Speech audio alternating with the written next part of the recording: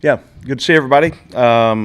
Looking back at the game, there were times that we played well enough to win the game, and then obviously there were breakdowns, just not consistent enough playing the complementary football that it takes to win a game in the Big Ten Conference. And we weren't consistent enough to overcome negative plays in the second half or in the fourth quarter specifically. And it's never, in my opinion, it's never just one play. Okay, it's a combination or a series of plays that result in the situation in whether you win or you don't. And we came up short. Now, really, really hard, gut-wrenching in a lot of ways because it was the first time, and I told the team this morning, it's really the first time this year, and I'm not going back and trying to go back to the start of the season until now, but it was the first time I really felt like a team. From the emotional investment to guys really celebrating each other's success, and you could feel it building up last week. That it was really meant something to it. I am not saying that it hadn't meant something to us in the previous 7 weeks or so. Saturday we looked like a closer of a team that had made progress. So there are certainly areas of improvement that are needed. We're working tirelessly to address those situations and needs to get us in position to play consistent winning football, specifically third downs on offense. You can be better in first and second down and get a third down manageable, and that helps out. So it's not just, we were 1 for 9 on third downs, what's the problem? Well, it goes back to, are we good on first and second down to give third down and manageable? And on third downs, we got to sometimes either play call or making a play, play and catch, missing a block. It's all encompassing on trying to become a better team. And then defensively, the times that we played good on defense, we don't give up explosive plays. And that sounds so easy and so elementary, but it's not. And it comes down, there were cases the other day that we lost on a 50-50 ball. There were positions that we were in to make plays, and they made them, we didn't. I think that when you do a deep dive and you look at the evaluation of do we like this play call or do you love it or is it a bad play call? There's some of that in there as well. And then there were some technique things the other day that hurt us in our man coverage that hasn't shown up the last couple of weeks, but it did the other day. So all in all, I thought you look at those couple of areas and then you look at special teams. Special teams gave us a chance to win the other day. We were smart. Mike Jack did a great job on drawing the foul on the punt return. When in the penalty there gave us great field position. The kickoff return, something that we identified that we could probably get a big return on, and our kids did a great job on executing exactly what it was supposed to look like, and they did it. And that gave us a chance with field position. You look at in total, I think we had over an 8-yard advantage every time we took the ball or took the field the other day, and that's winning in that area. Now the opportunity to reset, refocus, develop our plan, focus on the moment, be where your feet are, right here, right now, on putting together a plan and a practice and the habits and the things that we need to go play winning football at Michigan. They're 6-2. It'll be a night game. They're 4-1 in Big Ten Conference. A great team led by Coach Moore, with really, really good staff, great coaches, tremendous players, and they play well together. We played there 2 years ago. We've been in the environment before. What a great place to play a game. We had a great, you look at today's schedule, we changed our Monday up just a little bit. It was by design when we started the season. So we had 4 weeks and then a bye. We've had 4 weeks. And then you look at just the total number of rep count. We did a little bit of a different Monday practice today, and our kids did a great job attacking it. We got more plays in today than we do on a normal Monday. Our staff did a great job getting the plan together yesterday and last night to get us to today's practice, and then it's full steam ahead on situational ball, game planning, what that looks like, and then can we be great teachers? Can we put our guys in position to go play fast, play confident, play together, and we'll have a really good week of preparation. I have no doubt about that. Excited for the opportunity to play against a really good opponent. Barry, you constantly mention getting 1% better or getting better every day, and I felt like the blocking aspect was, much improved from any point this season. Did you kind of see it that way on the offense? I thought we blocked pretty well. Point of attack against Minnesota, not so much last week against Northwestern, but I thought just the communication piece and the execution and pass protection, one of the better weeks we've had, yes. And then Josh was talking about how earlier this year you used Mock to carry the ball 30-plus times, and it seems like you've struck more of a balance between three guys now.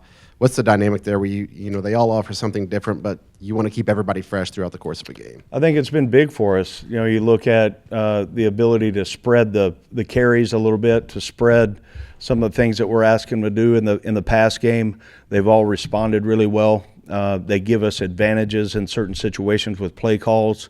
They all three can do the same things, but some of them are a little better at some of the things than others, and that's usually the way it goes. I think it's kind of worked itself out there with three guys helping us go play winning football offensively when they get their number called, and I'm proud of what they've done. The last thing a running back wants to do is step up and take on the Mike linebacker, the defensive end, but they all have grown to enjoy doing that and understand. I don't know if they enjoy it, but they understand how important it is in that role for them to do their job. Barry, I know Coach has taken one game at a time, but surely you've had a chance at some point to sneak a peek at the November schedule. The media talks about it, the fans talk about it. I mean, how do you stay focused and try to manage what's lurking for this team come November? Yeah, if I look past, it's 11-17, if I look much past what I've got right here, then I'm failing the organization. It's just not fair, because any of those things, I don't control any of them anyway. What I do control is as soon as this is over, I'm up game planning with the offense and defense. And if you ever get, that's why I mentioned focus on the moment, because I knew, Tom, you were going to ask that question. Be where your feet are, the right here and the right now. If you don't focus on those things, you're going to lose. You're going to be all over the place. And I've got a checklist of the things that I've got to do every single day. And if I get off that or let your mind wander into something else, then I'm not doing right by these kids, and I'm not going to do that. I'm not going to let them down on thinking about, man, what's next week or the next week. Or now we've got people in the building and the organization that they're planning the trips ahead. They're planning Thanksgiving meal for us. They're planning senior day. They're doing all those things. But structurally, on how to get this team ready to go play in Ann Arbor, my plate is full. You said after the game Saturday that the administration's given you everything you need to succeed here. I'm constantly peppered with questions about, you got rev share, right? The NIL situation, there's no more Boilermaker Alliance. I mean, is there a pot of money in addition to rev share that you guys can use to build a roster? I will say that, I talked to two coaches this morning, ex-coaches, I guess I should say at this point in the season, and some of those conversations came up because I'm searching for answers and ways to do it. Money is not always the answer. Okay, getting the right fit in the organization and the right people in the right places. Ultimately that's the answer. Purdue has been very aggressive in giving us every single thing that we need, and I don't have one question at all about what we have to build a roster from a financial standpoint. Health-wise, I mean, can you give us any update on Slusher? Could this be the week for Morissette? Is George Burhan any better at this point?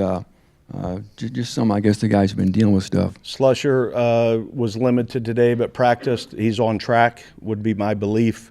Morissette did more today. I think he's getting close. I've said it before, there's a difference in he's clear to be able to run straight ahead and making progress, but can you run a 20 to 18-yard comeback and, get in and out of your break and change your directions and all those things? There's a difference in being cleared and being cleared for activity. I do think in all three of those guys that you mentioned that they're making great progress, and I think we're really close to being – tomorrow will be a true test. Can we do some live work? Can they get in good on good? If that's the case, then we'll see what Wednesday looks like with how do they respond after the added work. Burhan's not. He had a surgical procedure, and he's still. There's a time frame there of healing that he's not in a position that he would play this week. Barry, knowing that you're playing outdoors in late October and November, and then you've had some practices indoors, what goes through the the process of deciding whether you're going to be indoors or outdoors for practice? Yeah, I think I'm not a very good weatherman, but neither is anybody else. It's kind of 50-50, right? So you look at it and you project on what you think it's going to be on Saturday, and then you look back at how can we get our absolute best practice and what does this team need. This morning on what we were doing, it was an easy transition from meetings in the weight room out on the field to get the work we wanted. There was enough space to do those things. We didn't do a lot of kicking today, so we didn't need extra space. We'll be outside tomorrow morning. There's no chance of rain right now Saturday night, but that could change. Wednesday it's supposed to rain here at some point, so we'll look at those things. Do we need to be in the elements or not? And I'm not concerned about the cooler temperatures. We get enough of that early morning here, so we'll be okay. I mean, there's I've had a number of guys on the staff that want to volunteer to be the weather guy where we practice indoors and outdoors. It changes about every week because they never get it right. So I've just taken it on. And then throughout the course of the season, you've had Monday practices open to the media. Today you did not. Was there an advantage you felt having practice closed today? No, and we weren't trying to hide anything. It was just y'all wouldn't have got much out of being out there today. I mean, you would have, but it was structured so differently. It was a run through. It was different, but it was also designed at the beginning of the year on what we thought from a rep count standpoint, what we needed. Time change was a little bit different. So of getting actually on the field, we extended meetings for a little bit longer in the classroom. So I don't want you to read into why we closed practice. We didn't do anything crazy. Anything else for Coach?